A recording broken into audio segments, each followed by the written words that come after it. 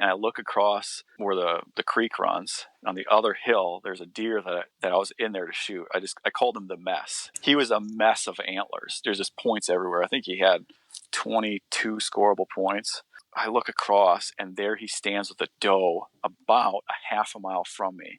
And the deer were coming by, but not. I had my eye on one deer in particular, and that was him. And I knew I had bumped him off, so I didn't really think that I was going to get a crack at him. There's hardly any breeze. I needed a south breeze. There's hardly any breeze.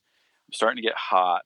So by this time, I'm sitting in a short sleeve shirt, no gloves on, no face mask on, baseball cap, and I got white and purple socks sitting on my footrest of my stand because my feet are so hot. And it was about 1:45 in the afternoon. I had a doe come by, and I'm kind of dozing in and out. And I'm like, oh boy, there's a doe. And she's right in front of me. So I sit really still, and I slide my feet back so that I don't have these big white, purple feet sticking out there. And I look behind her. I kid you not, the mess is right behind her. Big Buck Registry's Deer Hunting Podcast, episode number 241. Sean Asada, buying the American deer hunter's dream on a shoestring budget. Support for the Big Buck Registry and the Deer Hunt Podcast comes from Hunter's Blend Coffee. Awaken your hunt with coffee purchased directly from farmers around the world, creating jobs and alleviating poverty. Hunter's Blend Coffee, we're hunters too. Polar Works Coolers and the Chill Zone, specializing in the most durable, reliable thermal cups and coolers. Keep your drinks hot or cold in any element.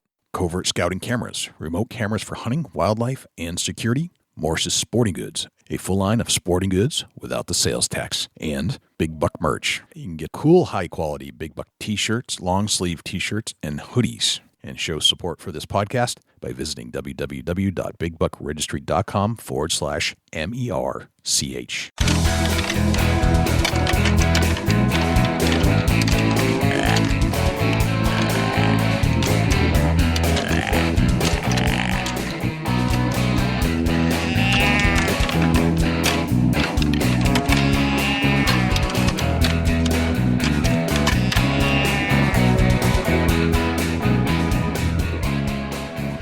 Big Buck Registry is a virtual museum of hunting stories. We preserve a piece of Americana by interviewing and recording hunters about their hunts and experiences from across the country.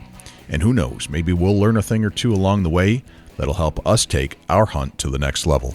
This is Bill Vale from PressureDeerPro.com, and you're listening to the Big Buck Registry's Deer Hunting Podcast. Hello, this is Cuz Strickland with Mossy Oak, and you're about to listen to the podcast that I listen to 16 and a half hours nonstop. The Big Buck Registry is the best out there. This is Johnny from Rockstar Let Outdoors. You're about to push play on my favorite podcast, The Big Buck Registry. Hello, ladies and gentlemen, and fellow predators. My name is Jay, and thank you for tuning in to the Big Buck Registry's Deer Hunting Podcast. For Dusty Phillips and Jim Keller and the entire staff here at the Big Buck Registry, welcome to this week's show. There are a couple things I'd like you to do for us if you could. If you would, please check us out on iTunes, subscribe, and leave us a review. With your help, we're going to try and push this show up the iTunes charts. I know we have a lot of listeners out there, and I need you to take some action. I need you to leave a review and subscribe to the show. If you do subscribe, that'll give you access and notification each and every week that a new show is released. You can also access this show in its entirety on YouTube, Stitcher, TuneIn Radio, iHeartRadio, Spotify, and Google Play. It's all right there for you to access on demand at your fingertips. Regarding the harness program, we have an ample supply of harnesses to give away from our volunteer donors. If you're in need of a full-body harness, please send an email to jay@bigbuckregistry.com. If the American dream is to own your own house, then the American hunter's dream is to own your own piece of hunting real estate. But to achieve that dream, we are often faced with the burden of financing, credit, and income, especially for working the 9-to-5 job and living paycheck to paycheck.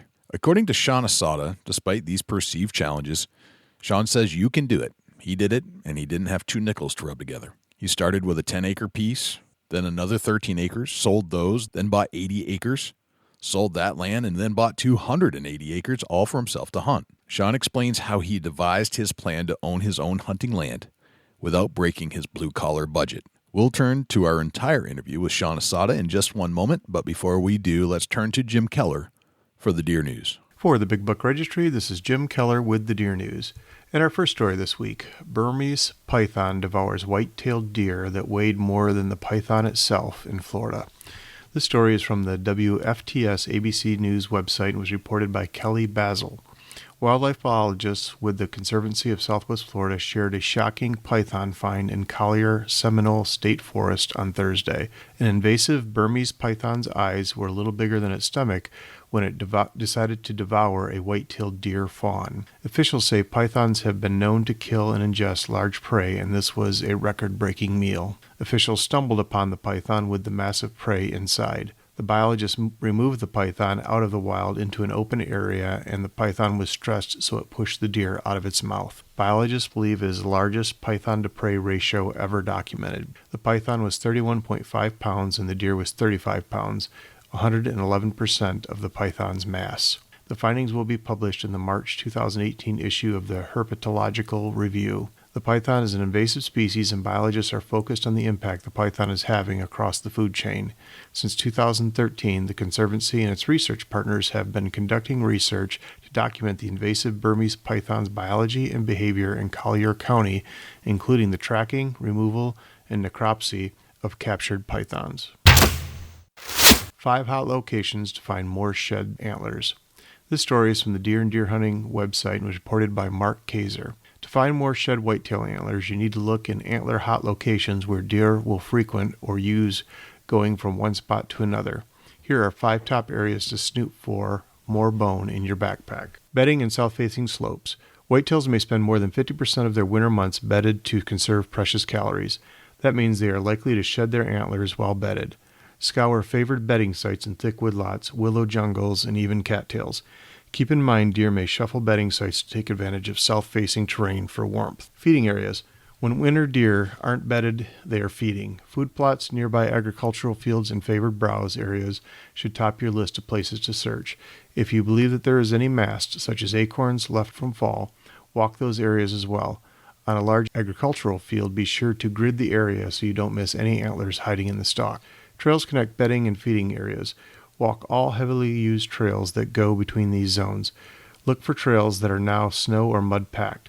Start at either a feeding or bedding area and backtrack. If you see spur trails, follow those as well, since whitetails alter daily travel routes depending on wind and paranoia. Fences. Fences crisscross whitetail country, causing deer to jump them daily. This jar to the body can often dislodge antlers ready to drop. Follow trails to and from fences and then walk fence lines, since deer don't always follow trails religiously. If you're lucky, you'll discover a matched set of horns resting alongside a shimmering 5-wire fence. Rugged land. Like fences, rugged country causes deer to jump, bound, and leap. These various actions create a jarring impact that can also jettison antlers. Look for gullies, steep crossings, ditches, and even logs that deer may have to navigate. You literally can find a shed deer antler anywhere. They've been found by people driving down a road and spotted in the burrow ditch. Nevertheless, these 5 areas will definitely be top producers if you comb them diligently. Hunter who is charged with homicide after mistaking woman for a deer has case dismissed due to technicality. This story is from the Outdoor Hub website and is a follow-up to a story we did previously. The case in which a New York hunter was charged with shooting and killing a woman after mistaking her for a deer has been dismissed. You may recall the case from the previous Outdoor Hub article in which Thomas Jadlowski, 34, mistook Rosemary Bilquist for a deer while she was walking her dogs and shot her in a field behind her home. Jadlowski was originally charged with second-degree manslaughter and hunting after shooting hours. In the latest development of the case, WKBW reports Chautauqua County Judge David Foley granted an appeal by the defense to dismiss the charges because the grand jury was never instructed on a lesser charge of criminally negligent homicide. Jamie Bilquist, husband of Rosemary Bilquist, isn't fazed by the ruling and ultimately believes Jadlowski will be brought to justice. Several companies boycott the NRA while others continue business as usual. As I write this on Thursday, March 1st, an attempted boycott is underway for Apple and Amazon since they continue to carry the NRA TV channel on their video streaming services. In addition, FedEx has also come under fire for not severing its ties with the NRA. The NRA has come under fire in the aftermath of the horrific Florida school shooting in which 17 students lost their lives. The NRA has defended guns and gun rights and has done so on the NRA TV channel and elsewhere that weapons are not the problem. Other companies have ended discount programs for NRA members. They are as follows: Delta Airlines, United Airlines, rental car companies, Hertz, National, Enterprise, Alamo, and Avis, Wyndham Hotels, MetLife Insurance, Paramount RX, Starkey Hearing, and Chubb Insurance, First National Bank, which offered the NRA Visa card, Simply Safe Home Security, Symantec, which makes Norton Antivirus and LifeLock, TrueCar Automobile Sales Website, and Wild Apricot Website Hosting, Allied Van Lines, and North American Van Lines. Dick's Sporting Goods is no longer selling assault rifles and will not sell guns to anyone under 21. Walmart won't sell guns and ammo to people under 21 and is no longer selling items that resemble assault rifles on their website. Companies who currently continue to associate with the NRA include Apple, Amazon, Google, FedEx, Vanessa Wines, Hotel Planner, Lockton, eHealth, Medical Concierge Network, Life Insurance Central, Manage Your ID, and Lifeline Screening. The NRA defended itself Saturday in a statement while condemning firms that have decided to cut off their relationship with the organization. The law-abiding members of the NRA had nothing at all to do with the failure of that school's security preparedness, the failure of America's mental health system, and the failure of the National Instant Check System, or the cruel failures of both federal and local law enforcement. Maybe what some of these companies need to do is put their money where their mouth is and offer their employees inexpensive and full benefit programs, so if they suffer from a mental illness that might cause them to turn violent, they are able to get the help they need before they do something terrible. Maybe Walmart could stop selling the violent video games that I'm sure make them much more revenue than assault weapon toys, so troubled kids won't be exposed to games that introduce them to the concept of shooting people with assault rifles. Please join me in my own boycott as I change my rental car to Dollar Rental Car in April and make it a point to avoid those companies no longer offering their business arrangements with the NRA. They are just grabbing publicity that will do nothing to address the real issue. That concludes this week's edition of the Big Buck Registry's Deer News. For links to the stories featured this week, please check our show notes at www.bigbuckregistry.com. If you have any ideas for future topics or have any questions about any of these topics, please email me at jim@bigbuckregistry.com. For the Big Buck Registry, this is Jim Keller with the Deer News. Well, thank you to Jim Keller for the Deer News. Without further ado, here is Sean Asada. Sean Asada, welcome to the Big Buck Registry's Deer Hunting Podcast. What's happening? Awesome day out, man. Beautiful weather. How are you?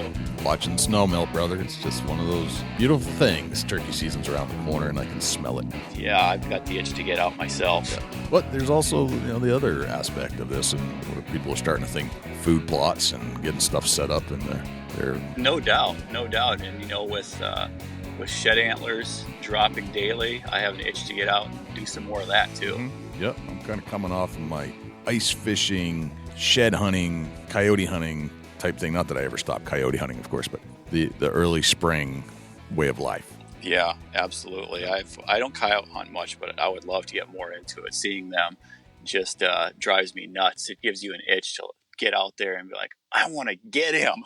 Right, yeah. Sean, we wanted to talk today a lot about buying a piece of property. It's part of the American dream to own a house. It's part of the American hunter's dream to own their own piece of property. Problem is, buying property is expensive. Costs a lot of money to get in. Mortgages are at play. A lot of times it's just the wealthier folk that get to do this and play in this playground. But everybody really wants their own piece of property, right?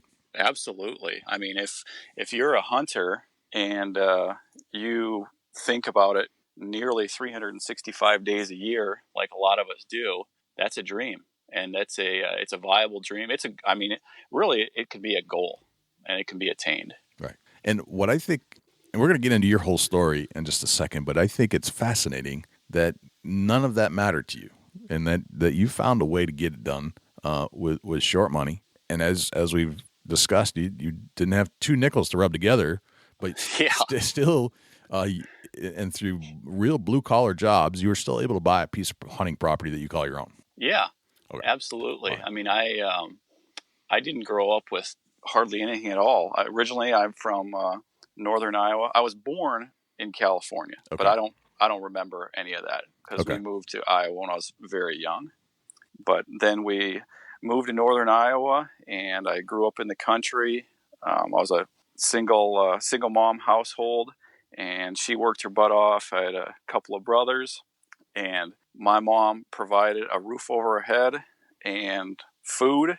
And other than that, we were left to, I mean, don't get me wrong, great relationship with my mother still to this day, but we were left to fend for ourselves. If we wanted something, we had to figure out a way to go and get it. And so as a kid,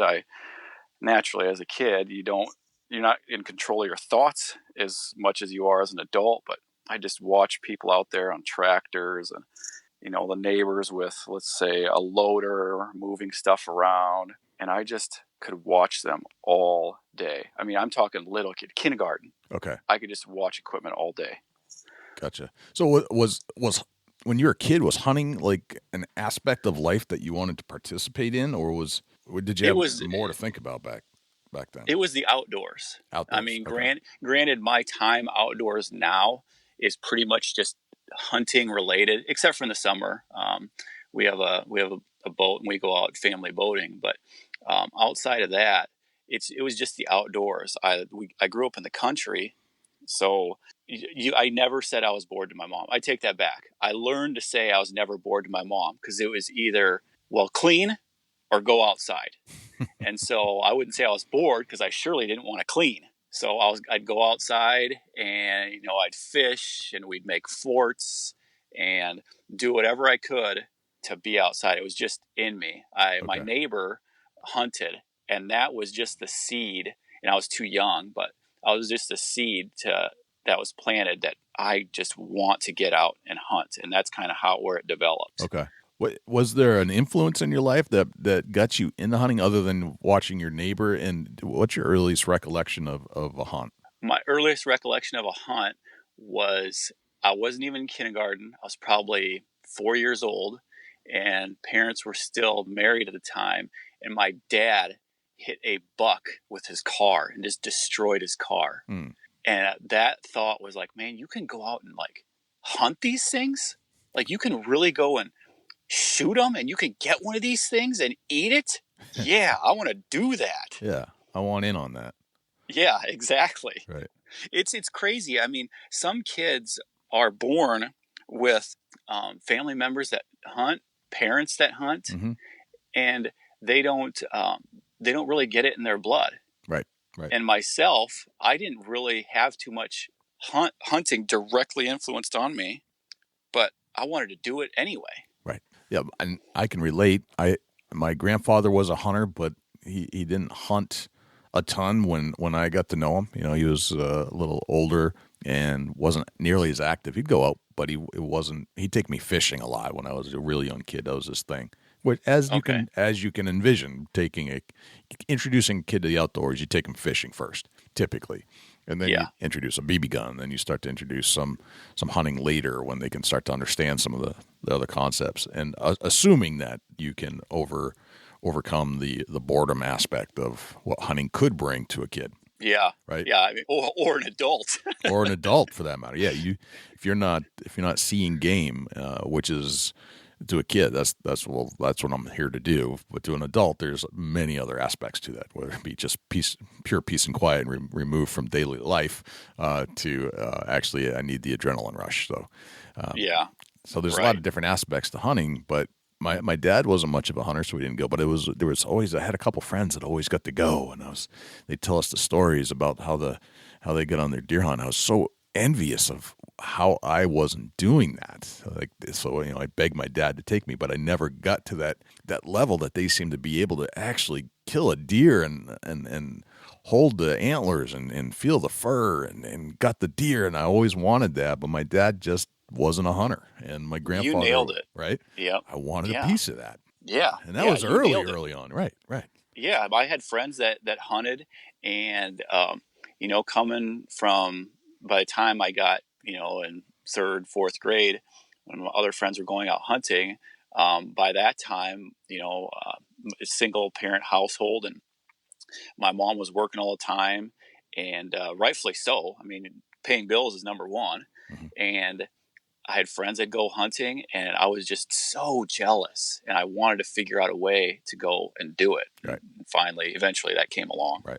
All right. So you going through life as a kid, you're kind of feeling this desire to get out, and you get to your adulthood, and you're faced with, okay, I can go hunting, but I really want to own a piece of property. Problem is I don't have any money to do it, but you figured it out. So tell us your story about how this whole concept of where you are today, where you own a piece of property that you hunt and manage, that you own. It's yours. You can do whatever you want with it.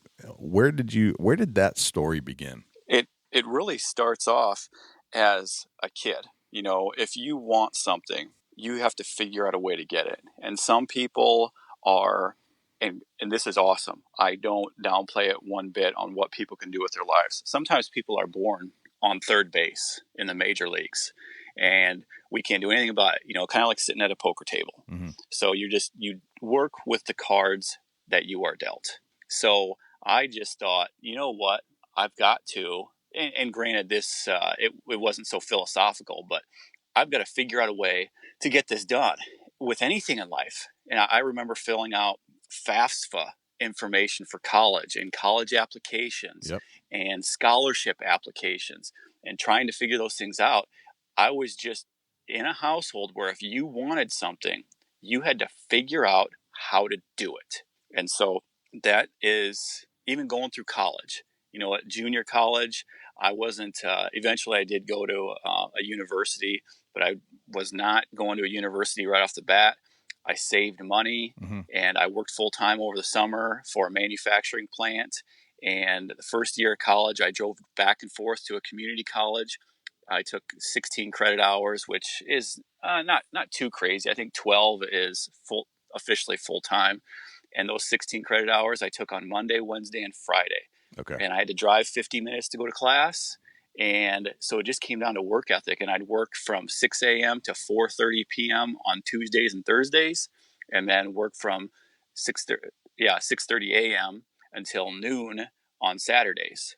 So it was basically came down to a work ethic. I had the work ethic. I just had to figure it out. So growing up, anything you wanted in life typically wasn't to go to mom and dad and said, Mom, Dad, buy me this, get me that. You had to work for it. You had to figure out a way to get it, and it wasn't coming financially from your parents or other relatives. That's right. I remember the very first car I bought. My mom did help me out there. It was $600 as a piece of junk, and I paid her back. I had a job landed before I turned 16, and that is how exactly. I had to figure it out. All right. So you worked for it. You had to earn it. You had to find a solution to what your desires, the things you wanted in life, and it certainly wasn't going to be handed to you. You had to go get it. Yeah. Yep. All right. Exactly. All right.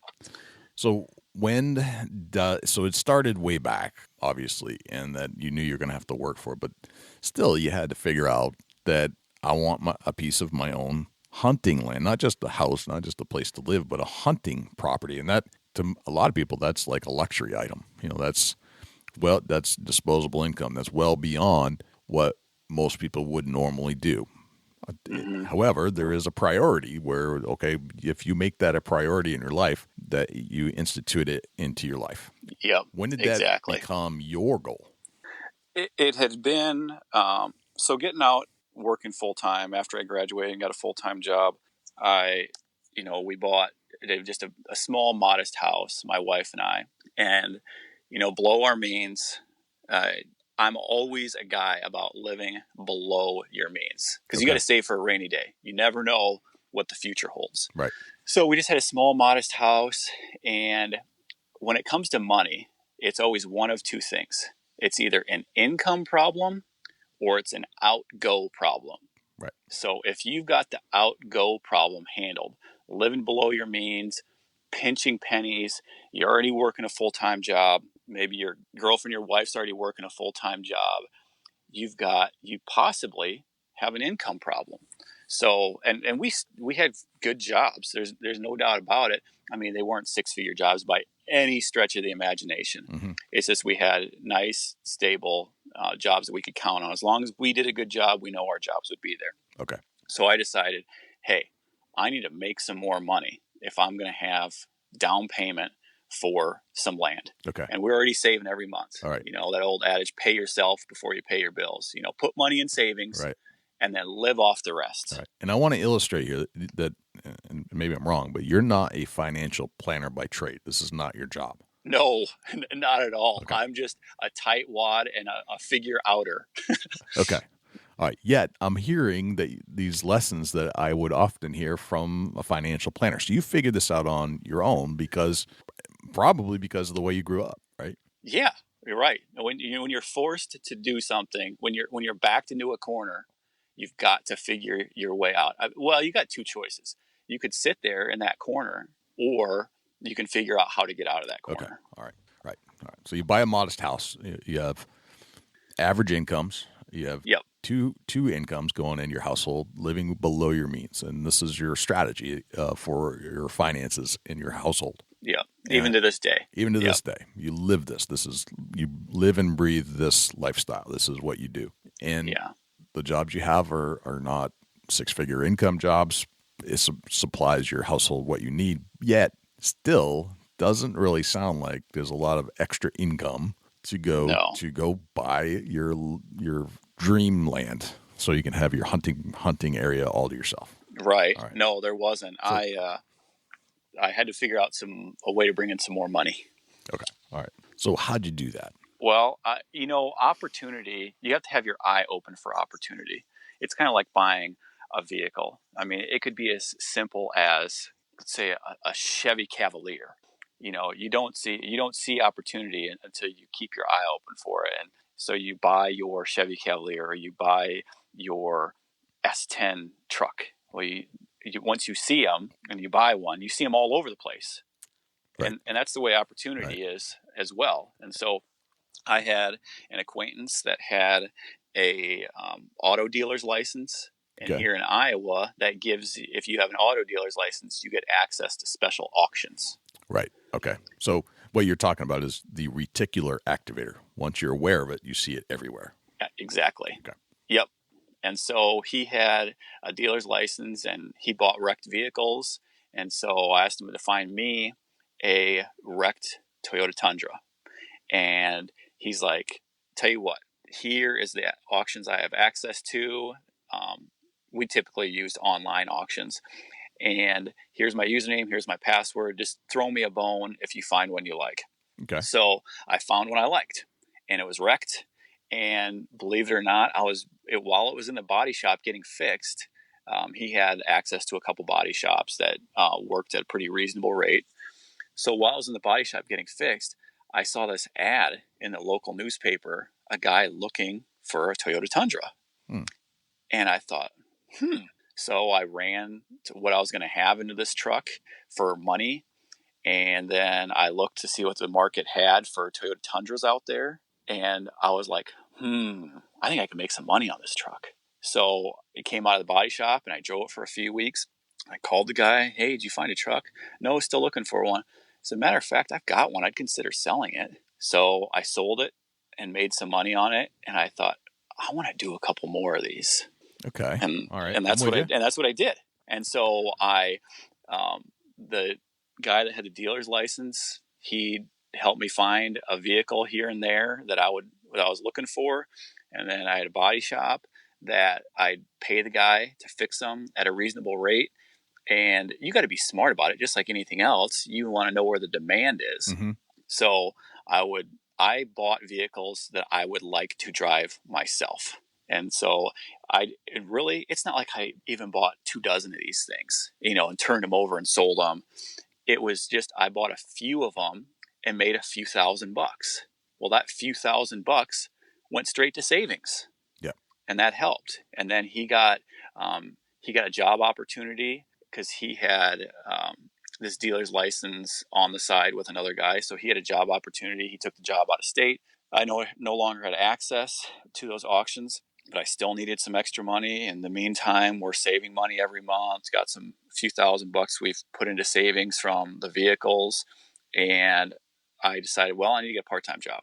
So I went and sold appliances, full commission, after work and on the weekends. And sometimes it was famine. I'd come home, I wouldn't sell a thing. Right. Then other times it was feast. Right. And all that money went straight to savings. And it was still just a few $1,000. Gotcha. And what we did with that money was I just Googled, Iowa land for sale, because that's where I live. I live in Iowa.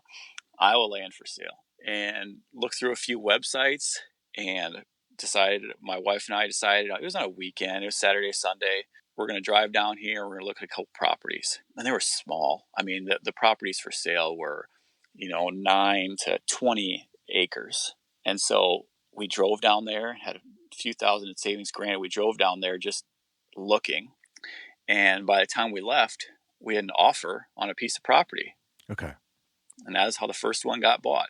So where are you at in that process where so you've worked a second job, all that money went to save for down payment. So did you have and you found a piece of property you wanted, you made an offer. Yeah. But did you have enough to pay for the whole thing in cash, or was there some financing that needed to be put into play? Yep. Financing into play. I mean, even to this day for me, it's still financing comes into play. If you have credit, mm-hmm. and you have savings, just even a modest savings, and you're living below your means, the bank will give a guy more money than a guy should take. And so the bank, getting financing was easy because the bank, they want to finance you to the hill. Yeah. They want to give you everything they can give you, to a certain point, because they want interest on their money. Mm-hmm. So it was financing. I don't remember what we put down for percentage. I want to say we only put down 25% probably. Okay. All right. Which, if compared to buying a house, that's a lot of money. That's a large percentage. You can get no money down on if you have a house, but 25% on a piece of property might not be so easy. What are we talking about in dollar figures for your first one? Oh, I think the first one was less than $50,000. Okay. So your piece. So, we were only talking maybe $15,000 we put down. Okay. All right. So you had a $50,000 piece of property. How many acres were you looking at? Yeah, it was small. It wasn't even 10 acres. 10 acres, $50,000, and you had to come up with $15,000 of your own money. Yep. Yeah. I want to say the property itself was like $45,000. And when you think about that, if you do the math, you're like, oh my gosh, it's $5,000 an acre. But this was a different area. This was an area that was getting developed into vacation homes and a private lake. And right now in Iowa, it's not unheard of to pay $5,000 for recreational land. At that time, it was unheard of, but this was a little different animal just because it wasn't strictly recreational ground. Okay. And at that point, were you thinking, this is going to be my deer hunting spot, this 10 acres? I was. You were? Yeah, okay. This is going to be a deer hunt spot. We'll build a cabin here. We got the private lakes. We'll do some fishing. It still hadn't grown into this. I'm going to have a couple 100 acres of deer hunting ground to myself. The dream had still not grown that big yet. It's amazing what we are capable of as humans that we don't even know we're capable of. Right. So 10 acres is not that much property. No. Right? No, it's not. The deer hunting at the time was awesome. For deer hunting, that's a very small parcel, right? It is. Yep. At the time that we first bought it, and granted it got developed, and the deer hunting has since taken a hit. It's still not bad because there's so much timber in the area. But at the time, I want to say the first couple of years that I had it, I saw 180 on there twice. Neighbor missed a 200 just a few hundred yards away. I mean, it was really good deer hunting. Okay. So you were able to figure out, did you know it was a good deer hunting spot before you engaged, or were you just taking a chance? I knew it was pretty good. Okay. If you can find enough timber in Iowa, it doesn't mean that it's going to be lights out deer hunting, but it does mean that you're going to see deer. Okay. So you're looking at timber, and you're looking at, and it's, again, 10 acres is for deer hunting, for land. That's a small parcel. You're looking for a house to be on, 3 to 5 acres is pretty normal. Mm-hmm. Maybe right. It was really small. Right. And I just knew if you want to, and I've hunted some small spots. Mm-hmm. I used to do an urban hunt, but I've hunted half-acre lots. Right. And so you can hunt small areas. It was just a matter of at least I will have a place I can hunt if I need one. Right. And it's mine. Yep. And I guess that's where I wanted to point out here. That's why I was driving home the whole concept that this is a small piece. You don't need a big piece. No, if your goal is just you want a place to hunt where you don't have to have permission, you're going to go hunt. You don't have to worry about landowner and this and that and the other thing. It doesn't take a big area. If you want to shoot giant bucks and that's all you're giving yourself a choice to do, then you're going to have to look at it a little differently at some point. Right. So backing up just to go through this process is that you worked an extra job part-time to come up with $15,000 to put a down payment on a piece of property that you're going to finance. Yep. So that you could have your own deer hunting land. How long did it take you, based off the income that you had in your household plus your extra part-time job, that was how you're going to earn money for the down payment for a deer hunting spot? How long did it take you to accumulate your 25% down? Oh, for that 15,000, gosh, we made so little at the time. It seriously probably took us like 2 years just to save that. Okay. All right. So and that's not very much money. I mean, $15,000, don't get me wrong. I don't even spend $100 without thinking about it long and hard. Right. But it probably took us that long just to save $15,000. Okay. But you set a goal. Was your goal $15,000 at that time? Was that I need $15,000? I remember when we first got married, our goal was just to save $10,000. And I mean, literally just to have $10,000 in savings. That was our goal. And we hit that goal and we just kept saving and saving. And so it was never a written goal of, okay, when we have $25,000 in savings, we're going to go find a piece of property that we both can agree on. My wife doesn't even hunt. To this day, she still doesn't hunt. Okay. It was property to me has always been a smart purchase, an investment that I just so happens that I can hunt. Right. To this day, it's still that way to me. Okay. So this was done on a part-time job outside of your normal everyday income. Mm-hmm. That was not a six-figure income to begin with. Living below your means. But you were still working. You got a initiation into buying and selling Toyota Tundras so that you could resell, and there must have been some cash generated from that as well. Yep. Right. Yep. Exactly. So we're saving money just with our full-time jobs because we're living below our means. Okay. But we need to speed this process up. Gotcha. Because of the whole, if you don't have enough money, it's an income or it's an outgo problem. Gotcha. Well, in our case, it was an income problem. So I need to get some more income. So you had to be hyper aware of a few things. Number one, you had to be hyper aware of what you were earning and had to be hyper aware of what was going out and what you needed to live for your family. Yep. Right. And that all starts with a budget. You don't even have to be hyper aware. You could do that with simple math. I say hyper aware because yes, it's simple math, but some people just don't even think about that. So you have to be aware of how much is coming in, how much you need each month to go out in order to just pay your bills. And then you have to bring it back. Like you have to, I have to live below this in order to make this work. And I'm going to need to hyper generate some additional income because I've got this piece set over here. And in order to achieve my goals of being able to buy property, I need to accelerate that process. I need to find extra income above and beyond what I currently have. I'm going to do that, in your case, by buying and selling Toyota Tundras, buying them cheaper and selling them for more, and doing some kind of a second job to save my down payment money for my first piece of property. Yeah, what you think about, you will become. And so I constantly thought about, what I constantly thought about is getting ahead, quote unquote, so I could somehow find my own little slice of hunting property. And so that's constantly what I thought about, perusing online.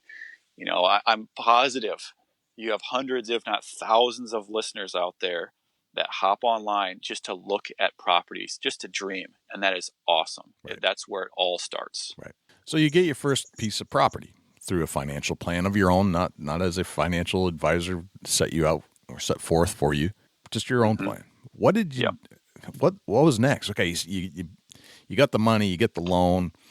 What was the loan process like? It's pretty simple. I mean, if you bought a vehicle on a loan or you bought a house on a loan, granted, real estate the closing is quite a bit more a lot more complicated than buying a consumer item. But you go to the bank, and that's probably what I recommend first is you look at what you have in savings, you look at how long it's going to take you to get there, what you need in savings, and then you get pre-approved by a bank. And chances are, if you are fanatical about your finances, you already know what you can afford by using a simple calculation of how much money is it going to take down, and then hopping online or downloading an app of a mortgage calculator and putting in your interest, putting in your amortization, and figure out how much it's going to cost you a month. How much does it cost on, like, so you had $15,000 down on a $50,000 piece of land. What was your monthly payment that you had to worry about after that?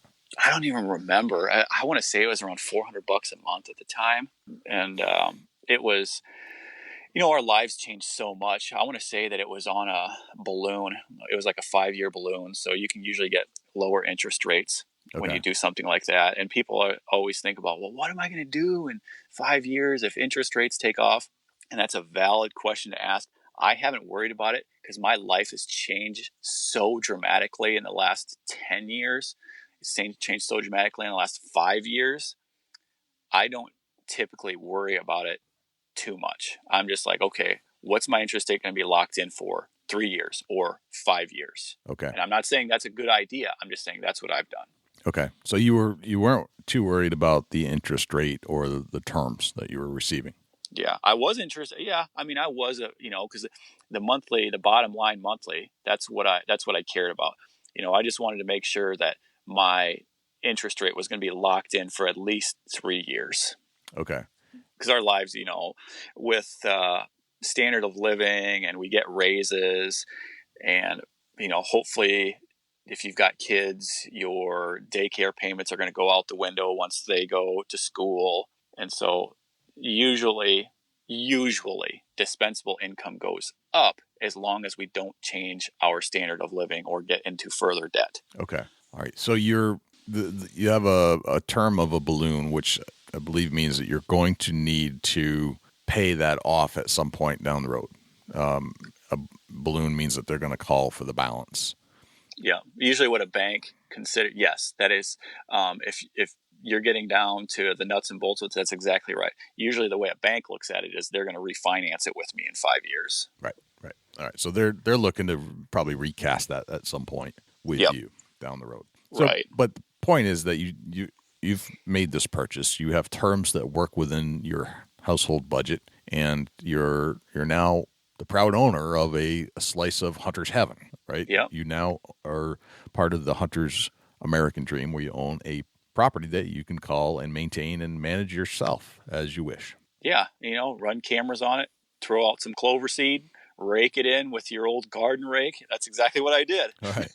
So what was that the plan? Was that okay? So, hey, if we bought the property, then what? What's your plan right then and there? My plan was to hunt it and kill a couple deer. And then my buddy of mine, he ended up buying the neighboring one over, and that was just a few acres also. And shortly after he closed on him and I went to the Boundary Waters fishing. And I remember we're paddling and paddling and paddling. Seems like for eons, if you've ever paddling a canoe across, a 10,000 acre lake. But I'm like, hey, dude, what are we going to do next? And he's like, I don't know, buy some more. And I just kind of laughed at the time. But him and I still don't own land together to this day. But I didn't have a solid plan. All I knew at the time is I'm going to keep saving. I'm going to make this property better. And I'm going to keep my eye open for things that come along. Okay. And that's what happened. All right. So you're not done yet. You're like, okay, this one's cool. I'm using it. I'm working out the plan. Did you have a management plan for that 10 acres? Were you going to plant food plots and hunt it, or were you still in development mode? No, I was still a mudslinger. Okay. Meaning I'm just going to go hunt. Okay. I got my place. I can go hunt. I can tell you that today I am a much different hunter than I was at the time. Okay. All right. So part of your story with the Toyota Tundra, that reminds me of my friend AJ, and I want to just go off on a quick tangent here. My friend AJ owns a really nice tuna fishing vessel. I mean, it's a yacht, right? Awesome. I already like AJ. AJ's great. Love AJ. So do I. And he's a good tuna fisherman, and but he takes it out on other trips. But to him, that boat was part of his life. And from day one, it was going to be a part of his life, except he didn't have the means, very much like you. Didn't make a ton of money, bartended a lot, very blue-collar worker. But here's what AJ did. AJ, who had a mechanical background, he understood how cars worked and boats worked and boat motors and all that kind of stuff. He was familiar with it. He would buy junks on the side of the road, fix them up, and resell them for profit. And each time he did, he took that profit and bought a bigger junker and continued to do that. He'd even buy trailers that nobody wanted, or take trailers that nobody wanted, buy boats. And each time he got it to a point where he was making more and actually was able to buy a boat that he kind of liked. And that became his fishing boat. It wasn't his ideal fishing boat, but it was a boat. But he continued to buy and sell boats on the side of the road because each time he had more and more cash. And over the last, I think it's 5 years, he's gone from an entry level, what I would consider a striper boat fishing vessel, to an entry level yacht that he can now use for tuna fishing, go deep overnights, and then even traded that one in. He sold that one and made a profit on that and went to an even bigger boat. So now he's living the wicked tuna lifestyle on one of the incredibly nice boat that he understands and maintains, double twin turbo diesel engines, and he can go deep and stay overnight and has beautiful cabins and high perches. And it is as nice as any tuna fishing vessel that you would find on Wicked Tuna, except that you have to understand how he got there. It started with him basically just buying a rowboat on the side of the road. Yeah. Very similar to your story. Yeah, that's incredible. I mean, I love hearing stories like that. It's amazing what luck is a lot different than some people. There is such thing as luck, but his came from hard work. Right. Came from being smart, working hard, looking for opportunity, capitalizing on opportunity for profit with a goal in mind. Like, someday I want that huge tuna boat, but I can't do it on the income I have. However, I can take a little bit of my money, invest in a little bit of a boat, and whatever I make from that, keep going and going and going. Yeah. Opportunity comes dressed in overalls and looks a lot like work. That's right. So back to your story. You did not stop at 10 acres. It sounded like that conversation you had with your neighbor in the boat kind of got your wheels turning. Like, well, maybe I don't want to stop. Where did you go from there? Then the recession happened, and the recession was felt all over the place. Fortunately, my wife and I still kept our jobs, and the neighboring property ended up going back to the bank. And that was a little bit bigger. That was like 13 point some acres. And so I talked to my wife about it and hemmed and hawed for a couple days. And I called the bank and went back and forth with the bank and made an offer. And, sometimes banks just give things away. They didn't in this case. Sometimes they hang on to them. And my wife and I were able to buy the neighboring piece at quite a bit less than what was paid for it just a couple years prior. That was partially due to two things. One, it was bank owned, and two, the recession happened. Gotcha. Okay. So you're building onto your acreage at this point. You're buying a neighboring property through opportunity, and the timing was intricate here. Yeah. Timing is always an intricate thing. And, when you buy something and you make it better, whether it be a car, vehicle, boat, piece of land, I don't even look at it as, or even a dilapidated house. One doesn't go into it just to flip it and screw somebody out of money. Mm-hmm. What you're really doing is you're providing a better product and you're reducing risk for the next person. If you can get awesome deer pictures on it, if you can put food plot on it and show the thing works, if you can buy a junky trailer or junky boat and make it a lot better, that elbow grease and that sweat equity, you didn't screw anybody out of anything. What you did is you eliminated risk for the next person and you created a better product for them so they didn't have to do that work themselves. Gotcha. Okay. And so that's what that we ended up keeping those pieces of property for a few years and don't own them anymore. The first one did not make any money on it. Be totally honest with you, didn't make any money on it. I don't really think I lost any money though either. I mean, I learned a ton about land ownership and forest reserve and taxes and putting in food plots with sweat equity and trenching in my own renting a trencher and pulling it behind my truck and going down there on Easter Day to go trench in my own electrical service and, hand cutting, getting up to tree roots and hand cutting my way through tree roots and buying my own bulk roll of electric wire and laying it back in there and burying it, all that good stuff. Wow. All right. So you're in. You have to be all in at this point. You can't hire somebody to do it. You're your own construction guy at this point. Yeah, I didn't have the money to hire it done. Right. So I wanted a spot where we could take a camper, and in order to have a spot to take a camper, I didn't want to run it off a generator. So I decided, well, I'm going to have to trench it in. So I went to Electrical Warehouse and bought this super long roll of electrical wire after consulting with a couple electricians on what I needed for gauge wire, and rented a trencher from a company here in town, went down there and took care of it. Gotcha. Fascinating. And then you sold the property. So you kind of broke even on the first property. And yep. And I sold it to a friend. Okay. Lives down there with his family to this day. Been down there to visit him. Okay. Beautiful, beautiful house and timber. Okay. So that was a learning experience. And then the neighboring property, the was it 13 acres or so. What did you do with that one?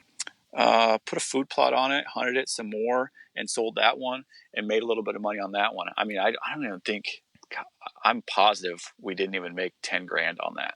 Okay. All right. But still made money. And in the meantime, we have a mortgage payment on it. So we're paying down the principal and therefore upping our equity. Right. So what a lot of people think about land is, oh, it's risky. Well, there is volatile land, like development land. If you want to be a giant player and make stacks of money and take huge risks, there's development land, and you can do that. Right. That is not my forte, and I don't feel comfortable doing that. But to me, farmland, modest recreational land, I don't look at it as risky at all. It's perceived as being risky. It's a commitment, but the risk doesn't bother me at all. Okay. It seems unrisky to me, only because if you had to sell it in a pinch, you could most likely sell it for pretty much what you got for it, or pretty much what you paid for it. Yeah, the market determines value. Right. When stuff hits the market and you see an exorbitant price on it, if that price comes down or it gets sold maybe a couple months later, and you can look on your assessor site or go to your county courthouse and see what it sold for, nobody determines the market individually. Right. It is the market determines the market. Right. And certainly the market, you talked about recession earlier when you bought that first piece of, or the second piece of property, that was predicated off of a housing bubble that burst. So that at that point, and housing can burst like anything. There are bubbles of all sorts. There was the .com burst. There was the real estate burst, and so it's not all commodities burst. Burst. It's never completely safe, but certainly in general, property values increase annually, year over year. Yeah, about 5 to 6% a year. What I consider land, recreational and farmland, is it's a non-liquid savings account. Your money's there. Right. You're paying it down. It didn't go anywhere. It's just not as liquid as sitting in a bank. Right. Definitely not liquid. Definitely, I don't know. I'm not a financial advisor or anything like that. I don't play one on TV, but certainly probably there are other more risky, more aggressive investments that you could make and maybe make more money. But in general, real estate is safe. And I've certainly seen evidence that people who are the super wealthy actually go and buy land as a place to park their earnings as a safe net where they don't feel like, okay, I can put that over there. I can put my money over there and it won't decrease in value. It'll most likely increase in value. But I don't feel like I'm not at risk. I'm not at risk if I put my money over there. Absolutely. There's a very famous quote out there that goes, don't wait to buy real estate. Buy real estate and wait. That's an interesting perspective. I like that. Because it's going to go up. I mean, it's going to go up. As long as the human population keeps going up, it's going to go up. So 08, 09, that was approximately when the recession was. You bought that second piece of property through the recession. Yep. Then you sold them. What year did you sell them? I don't remember exactly what year. I want to say it was about 2011. Because I shot my first, let's just say, and it's all a matter of perspective, but I shot my first big deer in, I believe it was 2010, and it was on that land. Okay. So I know I still owned it then, so we'd probably have to say 2011. Okay. Did that have a correlation to you being your own land manager and doing the things that you wanted to do to grow bigger deer there? Because you could, A, keep other people off, and B, you could hunt and take the deer that you wanted and let the other ones grow. The answer to that one is no. Okay. It was luck. Pure luck. Okay. Yeah. Honest answer. It was just a good area.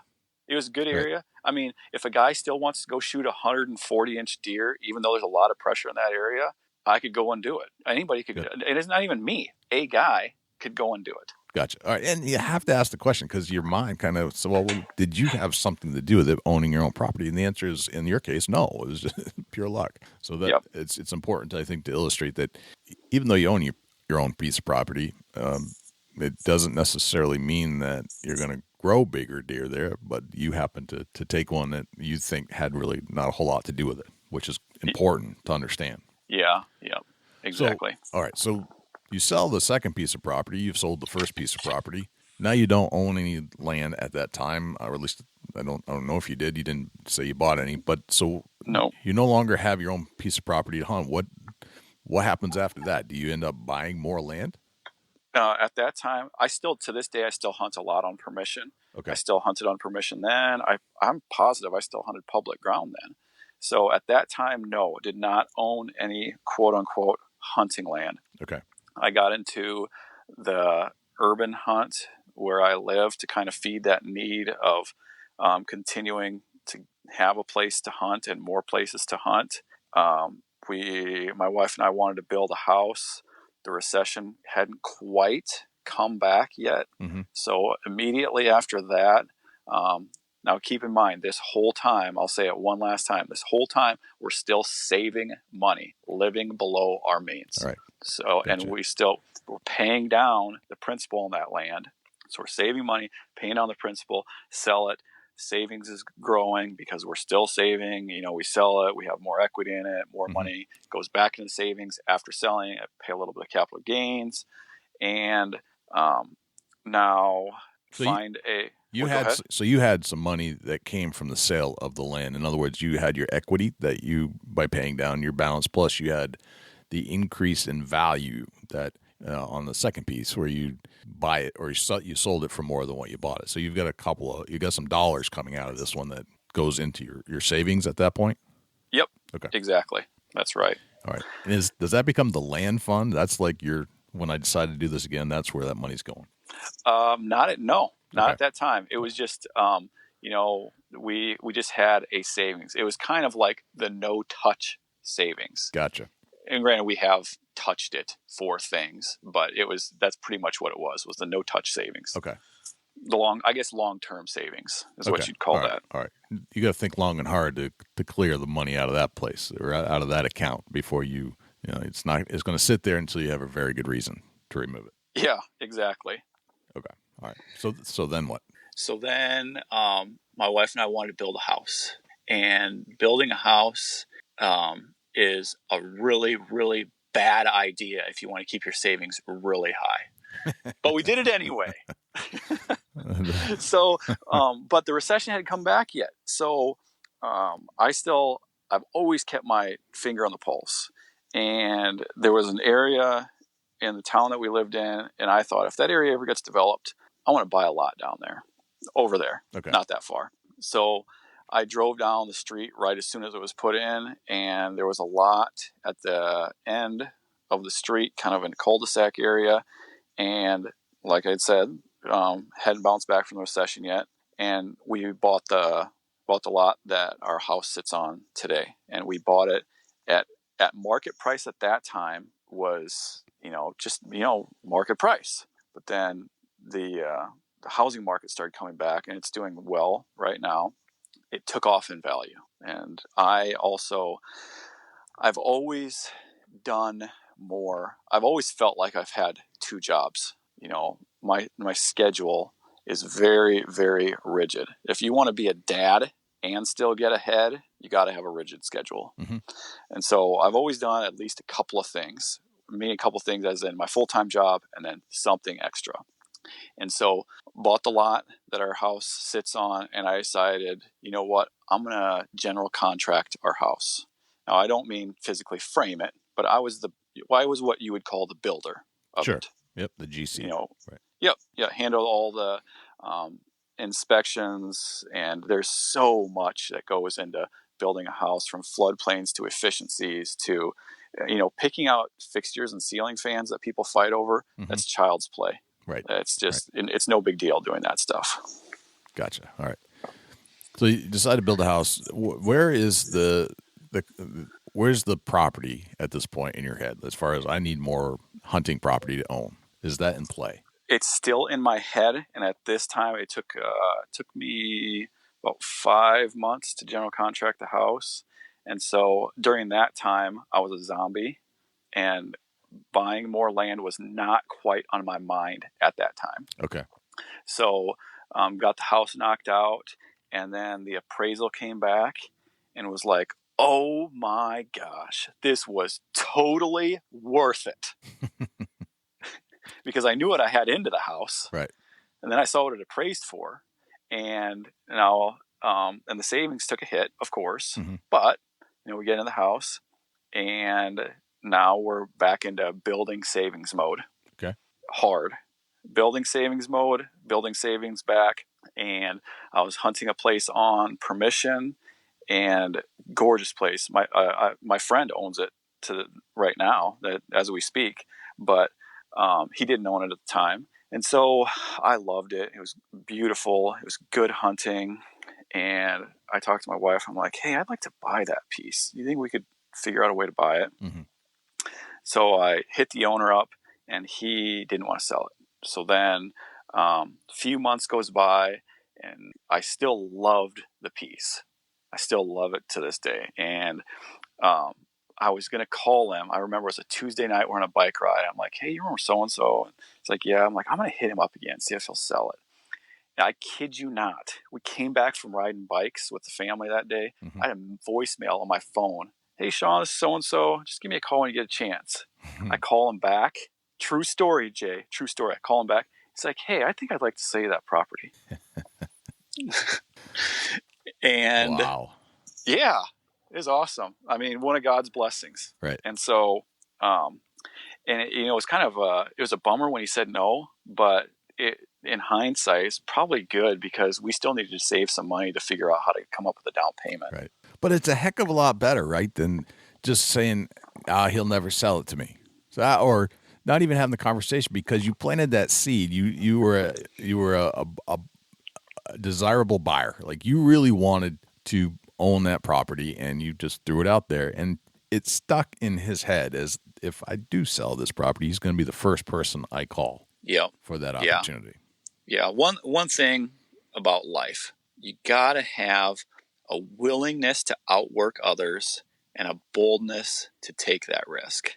And so, I mean, as long as you're nice about things, mm-hmm. and not just out for yourself, people see through that. Right. You and I both know people see right through that. And I'm glad people see through that. But that's how that conversation went. And, made a couple moves, like some adjustments, I guess. And a couple short months later, bought it. So you now own? This was 80 acres. 80 acres of land. Mm-hmm. With the you went in with the confidence, because you owned a couple small pieces of 10 acres. Yep. And went in and got it done. Didn't really make much money on. Right. Yeah. Right. Yeah, but now it gave me some confidence. I remember the first big deer I shot, and I'm just saying big relative term, whatever. That was a huge confidence booster, as in, oh my gosh, I can do this. Right. Same thing with the land. Oh my gosh, I can do this. Same thing with the cars. I can do this. And when did you buy the 80 acres? That was in 2013. 13. Okay. Yeah, 2013-ish, somewhere. It wasn't before 2013. Okay. All right. So 2013, you buy 80 acres. Same scenario where you have to put down 25% and finance the rest kind of thing? We went through a bank here that they wanted 35% down of appraised value. Okay. So not of purchase value, of appraised value. Right. And I had an idea what it was worth, and myself and the landowner talked a little bit, and we agreed on a price, and he sold to us at a really nice price. I mean, he didn't by any means give it away, but sold at a really nice price, and it happened to appraise for a little over what we bought it for. Okay. I think, I think what happened was there was a couple comps in the area that just drove up the appraisal price. It didn't necessarily make this one worth a ton more, but there was just a couple comps that happened to just sell high at the time. Yeah. Okay. And so it more or less equated to probably still 25%, but the appraisal came back high enough that the bank still got their 35% of appraised value. Gotcha. Okay. All right. And this one was more of I'm going to work and improve and go at it with an intention of making this thing better for deer. Gotcha. All right. So, and this is from your training from the first two pieces of property. Now you say, okay, now I own a lot more acres. I'm going to do something even better with this for the purposes of shooting big deer. Yeah. Okay. Yep. Exactly. So there was food plots. There was some burning already existing on the property, or this is no. Okay. All right. Work by me. Work by you. Okay. Yeah. Oh, and hired work. I didn't have a tractor, and so I needed to pay somebody with a tractor to do some work and cut some stuff down with chainsaw and deer pictures and income. The income was pretty poor at the time, and I could tell the income needed to come up. So instead of it being hay ground that the guy renting on, I didn't think he was paying enough. And so you're saying that there's income from the property? Yeah, it was about 50-50 farm, 50 cover, 50 open. Okay, so you can make money owning this piece of property to help support the cost of owning it through haying or farming of some sort. Yeah, offset the payment. Okay. Yep. Okay. Yeah, and so what I did was ran an ad on Craigslist looking for a farmer. It was in hay, and I wanted to get it into row crop. Row crop tends to pay better as long as it can be row cropped. Okay. And so I got it into a higher income producing row crop ground. Gotcha. Plus it's better for late season deer hunting. Okay. All right. So when you bought this property, what was your strategy for timber management, farming? Obviously you went and found a row cropper at that point to increase revenue. But what was your idea for the rest of the property to make it a good hunting ground? Food plots, as in green plots. The main idea I had on this thing was green plots, a late season grain plot, and run the heck out of cameras. Okay. Because I want to know what's in the area, what's coming through at all times. Okay. I'm telling you, one of the cheapest investments a guy can make into their property is running lots of cameras and keeping a log of all the deer pictures. Okay. Because once again, what you're doing is you're reducing risk for yourself and the future, because you're showing that, yes, this area does have good deer. Gotcha. Did you have to do any timber management on the property as well? Not this one. This one was full of low quality timber, but it was good bedding timber because it was cedars and hedge. Gotcha. Okay. So it was very thick, almost too thick. It was extremely thick. The deer bedded on it really well. Excellent. There's a lot of turkeys and a lot of deer, just a high population in the area. So as far as timber or bedding, it was already good to go. Okay. And the row crops made an additional food source late season beyond your food plots. Yep, exactly. And what a guy can do there is you can negotiate with your farmer ahead of time. Hey, I've got, let's just say 40 acres here, and this is what I'm wanting for rent, but I'm willing to cut the rent back to this amount. But if I cut it back to this amount, you have to leave me this much standing grain. Gotcha. And of course they want to farm it. I don't know why a farmer would turn that down, because you're still making it advantageous for him, right? Because he's still going to make money on it. And you just want to have some crop left back, and that money that you don't get for having crop left back, like corn, you're probably looking at about $400 an acre for input. Okay. But if you don't own the equipment, then your input skyrockets. So, you have to, let's say you want to leave 1 acre and you're charging $150 for rent. So you take that $150 off the rent, plus you're going to have to take $400 off the rent, because he's going to have $400 worth of input costs into putting that corn in. Right. But it's still $550 for an acre of corn. It's a lot cheaper than you can do it yourself. And what you're doing is you're giving the deer a place to eat that's not on the neighbors. So that $550 investment that you're just not taking that money in, is worth way more than $550 benefit. Gotcha. Okay. All right. That makes a lot of sense. And how did you go about hunting this property for the last 5 years? I didn't even own it 5 years. I don't own the property anymore. Oh, okay. But entry and exit, two of the stands were really hard to get in and out of. Really hard to get in and out of if you're super anal about entry and exit. Right. But, and then one of them was really easy to get in and out of. So the hard ones to get in and out of, that was kind of like the all day sits, or go in well before dawn, and then who cares on the way out, because your hunt is already over with. Right. I'm not saying that's a good idea. It's just kind of the mindset you have to, if you're not going to hunt it all day, that's just kind of what right. you have to do if right. you plan on getting out. Gotcha. Okay. But that place had great deer on it, still has great deer on it. Shot a really nice 160-inch mainframe 8 on that. It had 170-inch 6x6 on it. It had another 160-inch 8 on it. It just had a deer that was 170 shot on the neighbors. It was kind of a unicorn deer. They had pictures of that deer on it. It was a really good deer place. Okay. And were you bow hunting or gun hunting? Just bow hunting. I do late season muzzleloader hunt. Okay. I have in the past few years, but that was pretty much just bow hunting. Okay. It's kind of different when you own property. You kind of hunt it different than when you hunt on permission. Right. I would imagine that would be the case. How did you find yourself hunting differently on the property that you owned versus the one you didn't? Well, because your deer, you don't really want to run them off, and it's not so much that you. At least myself, I'm happy if my neighbor shoots a good deer, but you definitely don't want to run off a young deer that has potential. And that's always in the back of your mind. And the deer aren't pets. I get that they're not pets. I mean, they're wild animals. But when you own something, you want to make it as most highly enjoyable for the wildlife.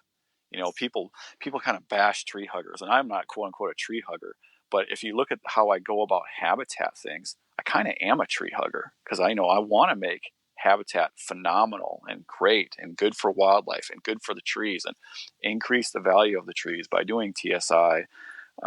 So that doesn't really answer your question, but how I went about hunting it was very carefully, still how I go about hunting to this day. Okay. All right. And what about scent control, gear setup, clothing, boots, all that stuff? What was your approach? Always showering before.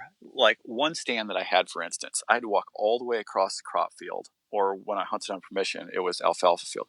I walk all the way across it. So what I would do is when I get there, I would the only thing that I wear to the stand that I'm also wearing in my truck is my boxers. Boxers and socks. That's the only thing that I still am wearing when I get in the stand. Sure. So get there, change into all my hunting clothes, and then what I needed to do to get in that stand in the morning is I had to walk all the way across this alfalfa field. So I'd pull up in the field drive, and I'd blow out all the deer with my truck just by turning around in the field drive. Yeah. And then I'd turn around quick, I'd drive down the hill, I'd throw it in park, and I'd hop out and I'd boogie to the stand. Gotcha. All right. Because those deer were already out of. I'd push them out of the field with a truck, and that doesn't really. I mean, you're not blaring the horn and shooting your 6-shooter in the air. Right, but you're just kind of pushing them off. Yeah, they'll transfer their location temporarily. Yeah, and they tolerate it a lot better. They tolerate it, and then frees you up to get in without making them aware of what's happening. Yep, exactly. And that's how the last buck that I shot on that property, that is exactly how I went about getting in that stand. And so scent control is always at the forefront of our deer hunting mind, and it's no different for me. Okay, all right, very cool. Now you unloaded that property, mm-hmm. And how long did you own it? Not very long, not even a year. Okay. And but that was not the intention at all. Okay. I mean, that intention on that property was to keep it for quite a while. What ended up happening was I found a property on the other side of the county, still in a good area, and then I wanted to buy it, and so I decided, well, there's only one way that's going to happen. Decided that, well, this one's going to have to get sold. Ended up selling it to a friend of mine, and made a solid amount of money on it. But he got a good deal on it too, and he could probably sell that thing for more than what I made on it. But in the meantime, as the property, I call on this property that I found out through the grapevine that could be bought. Call the guy. He's like, yeah, it can be bought at this price. And I'm like, okay. So then I'm like, don't do anything with it. If you don't hear from me and you find somebody to buy it, call me. So a couple weeks go by and get a purchase agreement on the 80 acres. And I call him back and he goes, oh, I just signed a purchase agreement. Literally, this not even 3 weeks went by. True story. Right. And call him back and he's like, oh, I just accepted a purchase agreement on it a couple days ago. Yep. And I'm like, oh no. Right. You've got to be kidding me. And I've already got a signed purchase agreement on this one to sell it. I don't really want to go back on it. Right. So now it was frantic mode because I wanted to 1031 tax exchange, which in simple terms, that just means deferring your taxes until you decide you're going to take all the profit and just put it in your own personal account. Right. So set up a 1031, frantically looked for a property, and took time off work and a couple thousand miles on my truck and found one. Okay. Found one, and I want to say found that one in 2014. Okay. Ish. Yeah, it was about 2014. And that one was 280 acres. Wow. So you've gone from 10 to 10 plus 13 to none to 80 to 280. 280. Yep. Okay.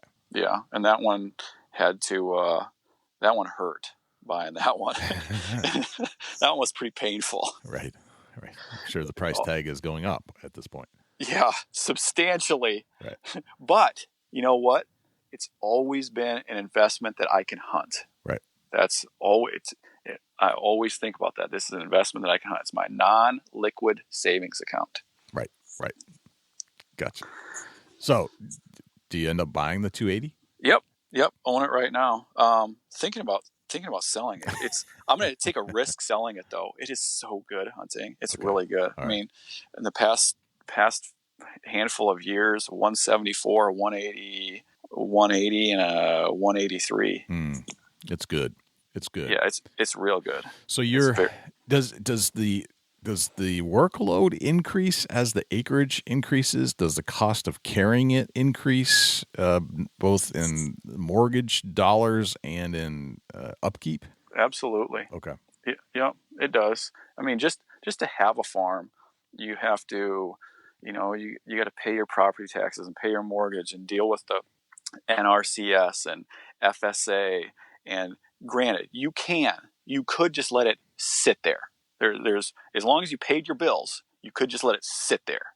Okay. But that's just not how I roll. Okay. And I like to make things as good as they can be. Just like as humans, we want to be the best Jay God designed you to be. Right. I want to make this farm the best farm it can be. Right. And tell us, what is it? NS?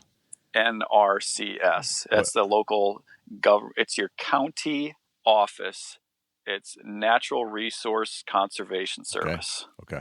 So that's who you deal with if you're talking about conservation reserve programs, or and then you're dealing with the FSA office, which is Farm Service Agency. They're usually in the same building. That's your local office when you're dealing with a crop plan. Like I'm putting in corn, and these are going to be the waterways, and I'm registering. I'm letting you know that it's corn this year and it'll be beans next year, because what you're doing is you're creating a crop history.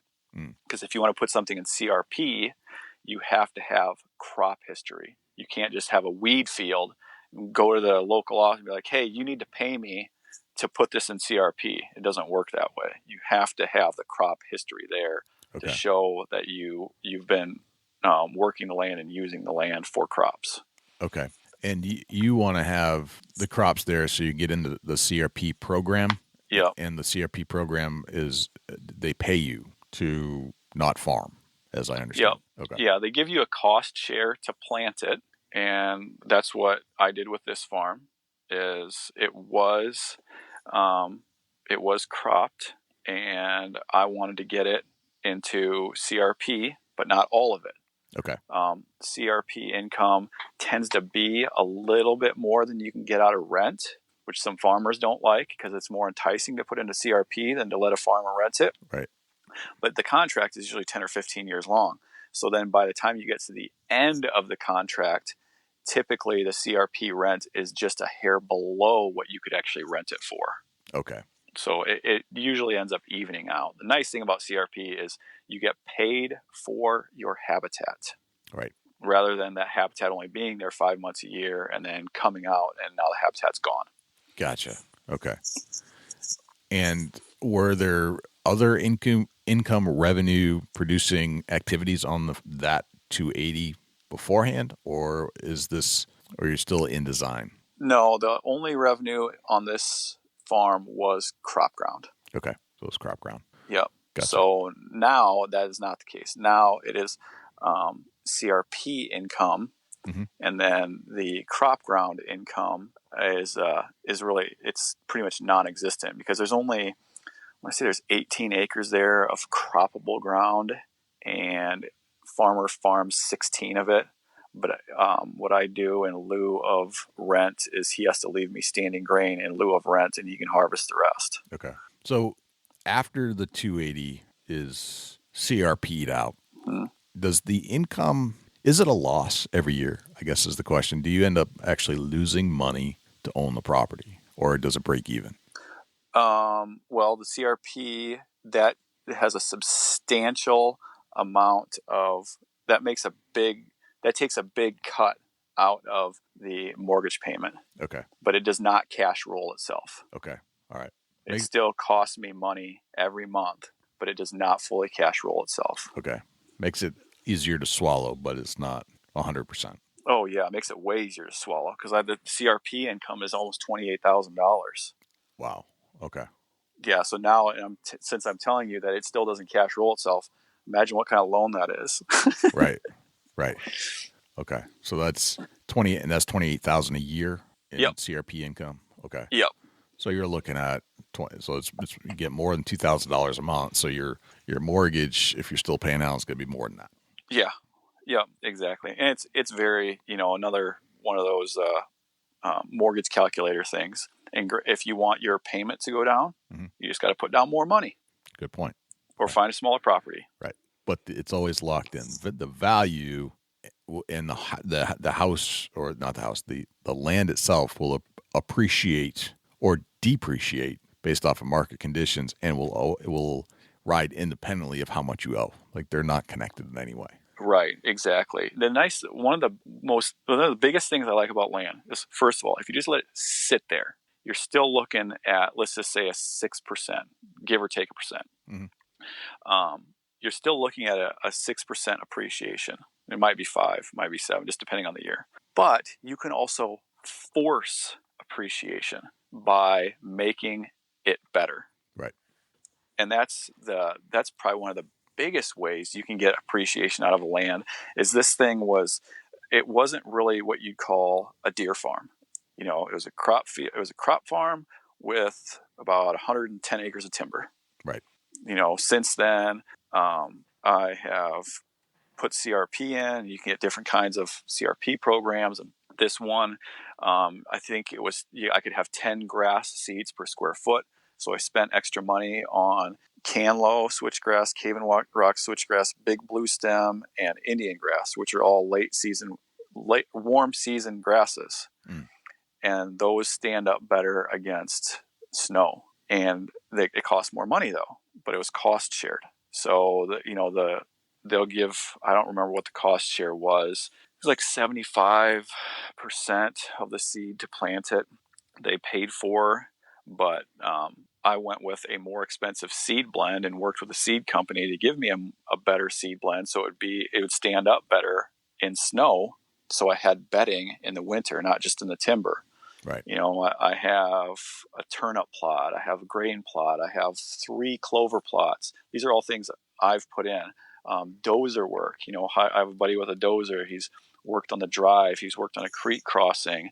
And these things all cost money, but the net gain is there. For every dollar you put in a property, it's kind of nice to think in the back of your head, I hope I'm getting, a $1.10 gain out of this dollar I'm spending, or this hour I'm spending here. Whatever your time may be worth, you consider it's worth, you're getting more gain out of it. Right. So now, I did a recent TSI project because there's a slug of walnuts on there and there's quite a few oaks too. And that's twofold. For one, it lets your crop trees, your high value trees, grow twice as fast, and the deer bedding and wildlife habitat that it creates is phenomenal. So this farm is nothing like what it was when I bought it. It's like a killer deer farm now. I mean, awesome, with a ton of income and giant deer. Right. Gotcha. So sounds like as you learn your property and you learn what you can do with your property, you could make it even a higher revenue producing property than it once was when you first bought it, with proper planning.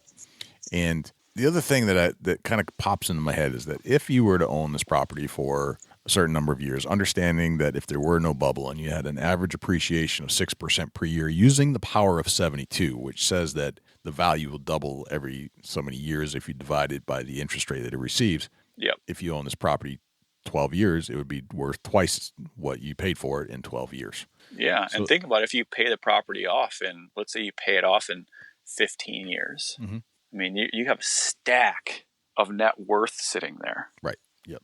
So in 12 years, if you bought it for $250,000, it's worth $500,000 12 years later. Or if you bought it for $500,000, it's worth $1 million.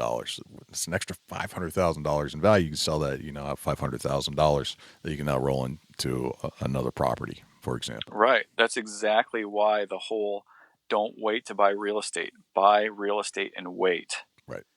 People sometimes people stand proudly on, I could have bought that property back in 1992 for $600 an acre. And now you want to sell me that property for $3,000 an acre? Well, first of all, you can't argue with somebody that thinks like that. So you're just like, yep, that's right.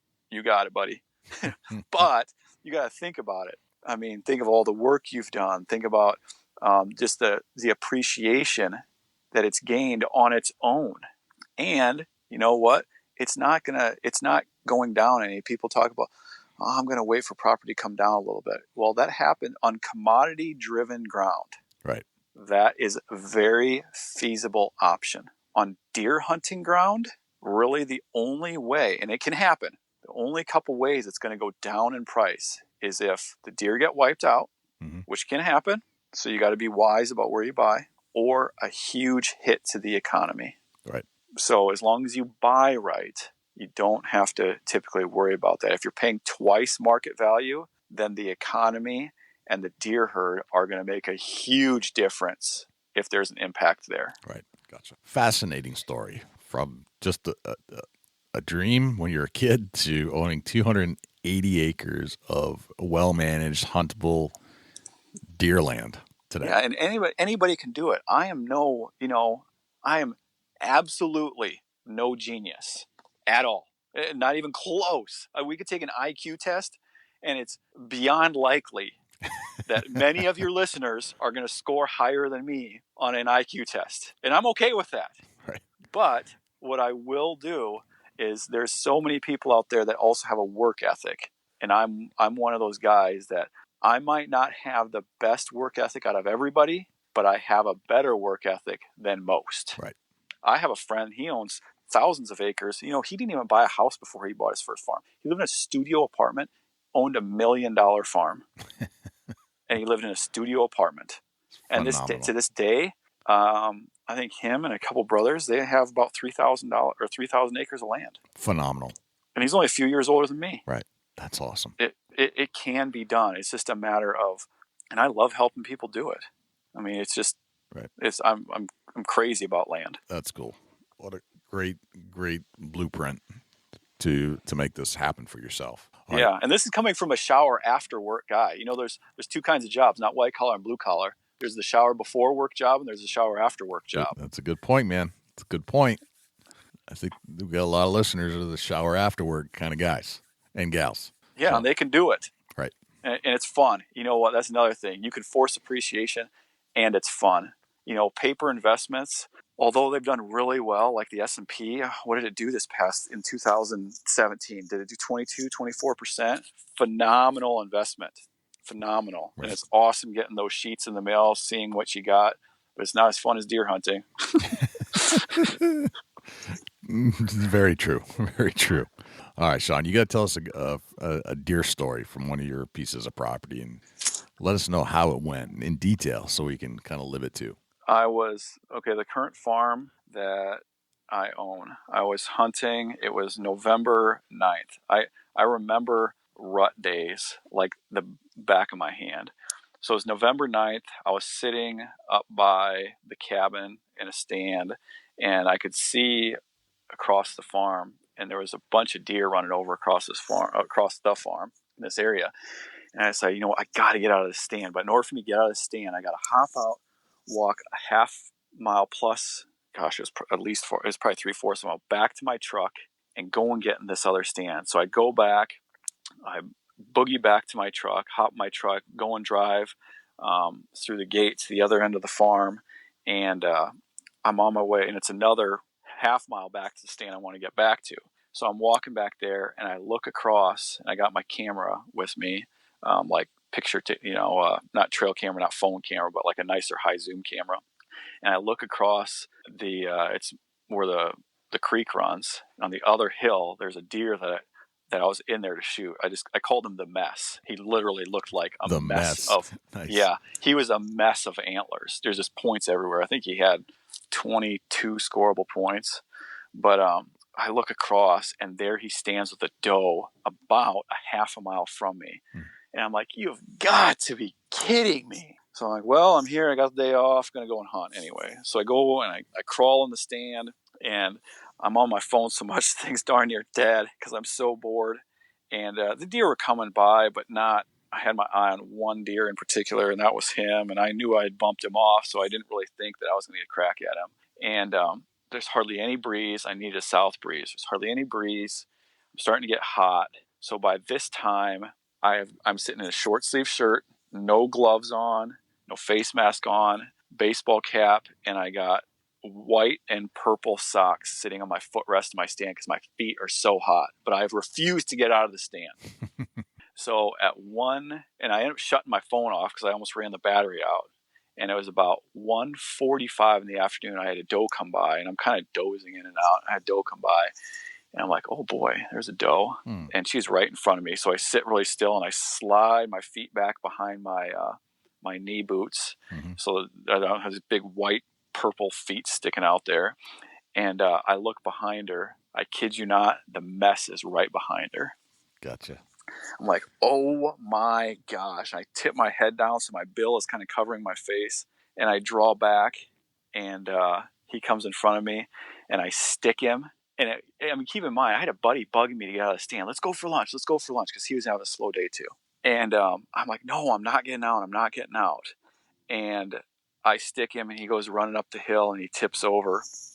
And he was a beast, man. Had 6 6/8 inch bases. I think he had 43 inches of mass. And that was at 1:45 in the afternoon, November 9th.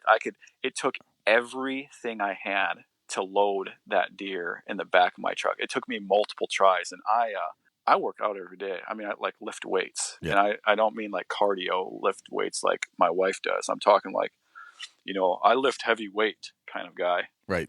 And it was a brute. Had 31-inch neck. It was a big deer. And I almost got out of the stand to go for lunch, and I almost screwed it up being half naked in my tree, thinking the day was shot. Right. Wow. The mess. Yep. The mess. A beast. Awesome. Yeah. Great story, man. Appreciate it. Yeah, it was a fun hunt. All right, let me hit you with 10 rapid fire questions here. Yeah, shoot. All right, what's your number one hunting tip of all time? Think. That's probably the biggest thing I used to screw up on, is just, do hunt with intention. Hunt like you mean it. Right. I try to go in there and make every minute the best run, like, run the crap out of cameras and do it with intent. Nice. All right, we all have these things that kind of drive us crazy if we don't have it with us during the hunt. What's that one thing for you? My phone. Your phone. It's because it's my watch. Right. It's my watch, and it's my contact if my wife needs anything. Absolutely, man. Yeah, communication device is a safety device, but also tells you when the sun's going down. Right. What's your biggest pet peeve in life? Excuses. I like that. Hands down, excuses. Love that one. How old are you today? What is the date today, by the way? Today, it's the 28th. I turned 37 2 days ago. Okay. All right. So you're 37 years old. What would you tell the 16-year-old Sean, knowing what you know today about life? You can do it. Try harder. Okay. You can do it. All right. You meet a stranger at a hunting convention somewhere in the world, and they ask you what you do for a living. What do you tell them? I sell dirt, and I work for a utility company. I have my real estate license. I sell farms, so nice. I help people buy them too. Gotcha. Very cool. What did you have for breakfast this morning? Power food. 3 eggs over easy, salt and pepper, and a cup of tea. Beautiful. I like it. Yeah, no carbs, man. No carbs. You get a billboard on the side of the highway. It's a blank canvas, so it can say anything you want. What would you put on it? As cheesy as it sounds, I would put on it, "You are loved." There's so many people out there with poor attitudes and don't think very highly of themselves, don't think they can do it, don't think anybody cares about them. That's not true. Nice. You are loved. Very cool. If I say the word successful to you, who's the first person that pops into your head and why? Multiple people. Friend of mine, Bill, he's a broker. Another friend of mine, Bill, he's in the industry, deer hunting industry. A friend of mine, Charles, he's the one that has a studio apartment with his brothers. I don't know it all, but I can find somebody with the answer, and those are my mentors. Nice. What's a day in your life look like? Very rigid. I'm a schedule freak. My wife's even worse than me. I wake up about 6 o'clock, and first thing I do is I cook my eggs and get my cup of tea warmed up, sit down, say my prayer for the day, and work on emails for my for real estate. And then I go to a 9 to 5. Well, then my kids get up, get them breakfast, and tell them goodbye, head out the door, do my 9 to 5, work out for an hour every day over lunch, check more emails, get back on text, come home, get home about 5. Family time from 5 until about 8:30. And then about that time, I'm back on my laptop doing more real estate stuff until about 11. Hop in the shower, read, go to bed, back up at 6. Very cool. All right. And then finally, the last of the 10 questions. What's a deer hunting day in your life look like? That's rigid too. I wake up about 3:30, 4 o'clock, hop in the shower, scrub down, wolf down some food. During deer season, it's eat whatever I want time. I starve myself from carbs at pretty much any time except for deer season. Mm-hmm. And if it's a dawn dark, I'll get in the stand about 15 minutes before shooting time. I will hunt all day. And now I've gotten smart and gotten one of those little chargers you can buy on Amazon for your phone. Yeah, sure. So I have one of those and take a little bit of food with me and a Diet Mountain Dew in the stand, get out, drive home. Most of the time I get home before my kids go to bed, hang out with the kids for a while, and do it again the next day. Dawn to darks are pretty common for me during the rut. Okay. All right. Very good. All right. Those are the 10 rapid fire questions. Sean, awesome. I got to say, man, this has been very enlightening and an interesting story of that I think anybody can do based off of where you came from and what you worked hard to achieve. And I think so too. Anybody can own their own piece of property when it comes down to it. Yes, you can. You got to start somewhere. You know, the poorest plan executed in a haphazard manner is still 100 times better than the best plan never executed. Right.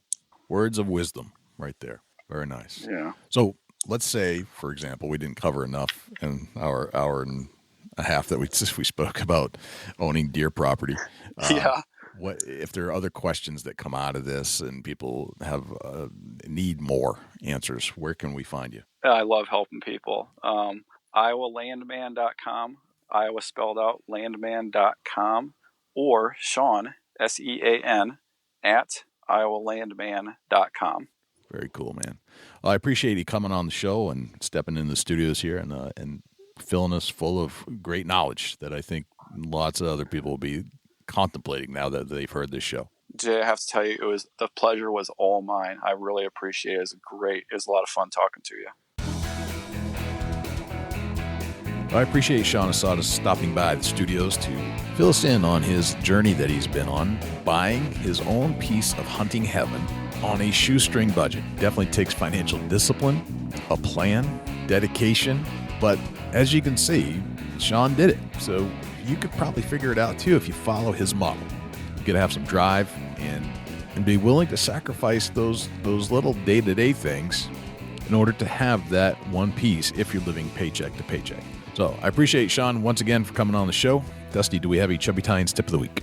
Yeah, Jay, I've got a tip of the week. The Chubby Tines tip of the week is sponsored by Morse's Sporting Goods. Firearms, used firearms, bows, used bows, located at 85 Kentucky Falls Road in Hillsborough, New Hampshire. Give Jim a call at 603-464-3444, morsessportinggoods.com. Your dollars go further in New Hampshire. There's no sales tax. Morse's Sporting Goods. Getting into the shed season here, and it's that time to be out there looking for them drop antlers. And I tell you, a lot of times people are lazy. It's amazing that they just walk the trails and the open areas that easy accessible. And I think that you're going to broaden your collection of antlers if you really take the time and dig into them thick woods and the thickets and them real heavy covered fields where you can walk through. And, you know, there's times where I've been down on my hands and knees just to cut through a 10, 15 yard section to get to the other side. But you really got to play it as if, you know, a shed hunter's lazy. You push yourself to get through them thick areas and dig into it. Get down in the thickets. Get into that tall CRP fields that's real thick and it's not very good footing and it's a struggle to walk through. That's where your best odds are, you know, not only public but private also. You got to really dig in and find them sheds. So you're saying it's going to get a little rugged, a little dirty. Oh yeah, you got to get down in there and dig for them. Got to go where nobody else wants to go. Right. That's good. That's a good tip. Dusty, where can we find you when you're not hanging out here in the studios with me?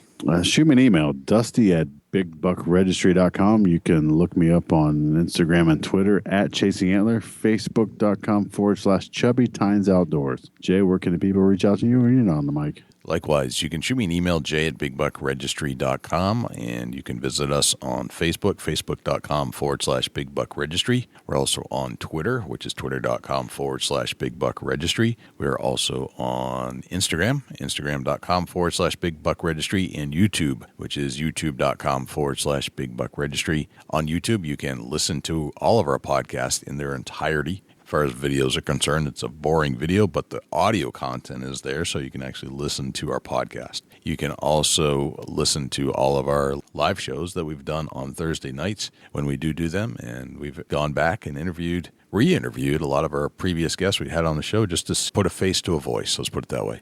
You can always listen to our show on other places as well, not just YouTube. We're found on iTunes, Spotify, iHeartRadio, TuneIn Radio, Stitcher, and Blueberry. And if you would like to submit a buck to our page for consideration and be featured on our page in front of 250,000 diehard deer hunting fans, all you have to do is go to bigbuckregistry.com/mybuck, and all of the instructions will be right there. That's pretty much everywhere we're at. I think that's a wrap, Dusty. That's a whole lot of big buck, Jay. Sure is. I'm Jay Scott. I'm Dusty Phillips. And this is the Big Buck Registry's Deer Hunting Podcast. We'll see you next week.